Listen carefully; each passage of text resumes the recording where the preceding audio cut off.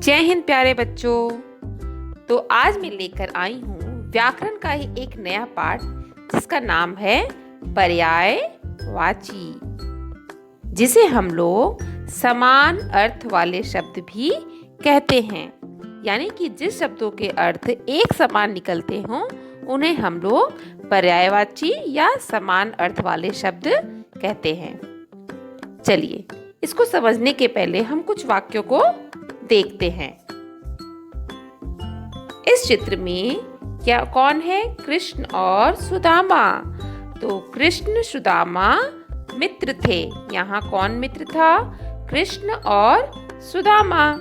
यदि हम इसी वाक्य को लिखते हैं कृष्ण सुदामा दोस्त थे, तो यहाँ पे दोस्त और मित्र दोनों का अर्थ क्या हुआ?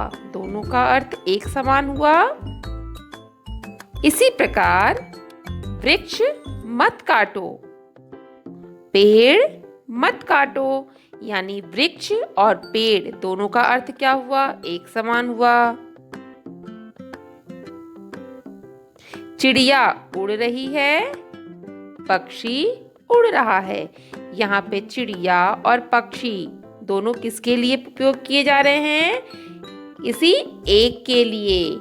यानी कि एक समान अर्थ को प्रकट करने वाले शब्दों को हम लोग पर्यायवाची या समानार्थी शब्द कहते हैं। चलिए अब इसे हम परिभाषा के माध्यम से समझते हैं। समान अर्थ या एक जैसा अर्थ प्रकट करने वाले शब्दों को पर्यायवाची कहते हैं। जैसे यह क्या है? चांद। तो चांद को हम शशि भी कहते हैं और चंद्रमा भी कहते हैं। ये क्या है? नयन, जिसे हम आंख भी कहते हैं और नेत्र भी कहते हैं। चलिए अब कुछ उदाहरण के माध्यम से इसे हम समझते हैं। ये क्या है? बादल। बादल को हम और किस नाम से जानते हैं? मेघ घन। और बादल से क्या निकल रहा है? बारिश हो रही है। तो वर्षा, बारिश, बरसात। ये किसका चित्र है? पहाड़। पहाड़ को हम और किस नाम से जानते हैं? शैल और पर्वत। यानी कि यदि हम मेघ, घन, बादल किसी भी शब्द का प्रयोग करें लेकिन उसका अर्थ क्या होगा? एक समान। उसी तरह यदि हम बोलते हैं कि बारिश हो रही है, वर्षा हो रही है, बरसात हो रही है, तो तीनों का अर्थ क्या होगा? एक समान ही होगा। उसी तरह पहाड़, शैल और पर्वत, इन तीनों शब्दों का अर्थ क्या होगा? एक ही होगा। इसीलिए इसे समानार्थी या पर्यायवाची शब्द कहा जाता है। चलिए अब कुछ और उदाहरण देखते हैं। यह किसका चित्र है? वाटिका। वाटिका और किसे कहते हैं हम लोग? बगीचा भी कहते हैं और उपवन भी कहते हैं। उसी तरह ये क्या है?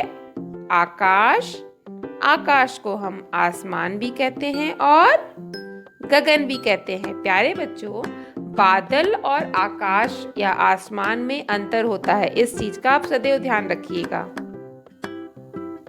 ये क्या है? ये तो हमारी गैया है, जिसे हम गाय, गऊ और गौ के नाम से भी जानते हैं। ये तो हमारे हाथी राजा हैं, जिसे हम हाथी, हस्ती और गज के नाम से जानते हैं। ये क्या है? भुजंग। और भुजंग को सांप, सर्प, यानी यदि हम सांप की बात करें तो सांप को सर्प और भुजंग के नाम से भी जाना जाता है। इसी तरह वानर, बंदर, कपी। वानर, बंदर और कपी तीनों शब्द किसके लिए प्रयोग होते हैं? बंदर के लिए ही प्रयोग होते हैं। भगवान, हम सुबह सुबह किसकी आराधना करते हैं? भगवान की, ईश्वर की या प्रभु की। एक ही बात है। तो भगवान, ईश्वर और प्रभु तीनों किसके लिए प्रयोग होता है? किसी एक इसका अर्थ एक ही निकलता है।